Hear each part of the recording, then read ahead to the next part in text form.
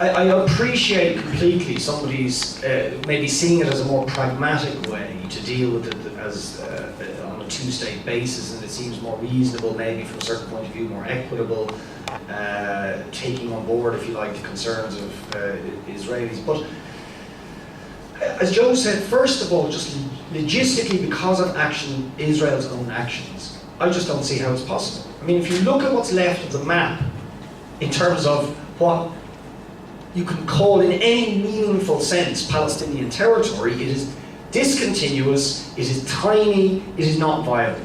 And Israel keeps making that situation worse. The time for the two-state solution was at Oslo, and they reneged on it. Israel reneged on it. If they were serious, that was the time. But they did everything to destroy Oslo.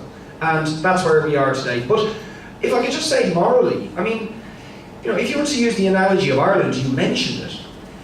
We had partition, it was pretty disastrous. Partition was very disastrous in India, and just about anywhere else you want to mention, it was disastrous. But imagine partition in this country, where it had been that not only was the state partitioned, but that the Orange state had driven every single Catholic, or most of the Catholics, physically over the course of a year, using violence out of the territory that they claimed.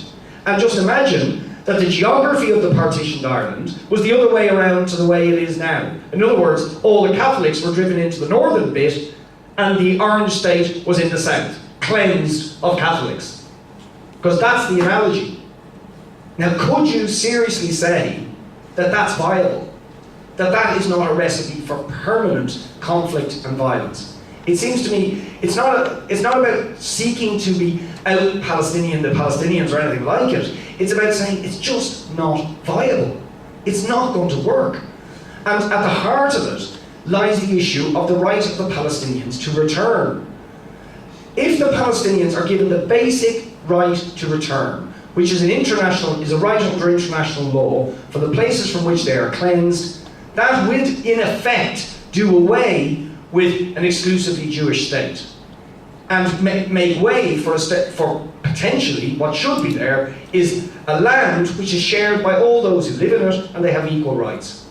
Isn't that a better solution to the 60 years we've had of just permanent violence? And isn't that what we call for in South Africa? And isn't that what any reasonable, liberal, democratic person would say is the only fair, just solution? So it seems to me reasonable and pragmatic.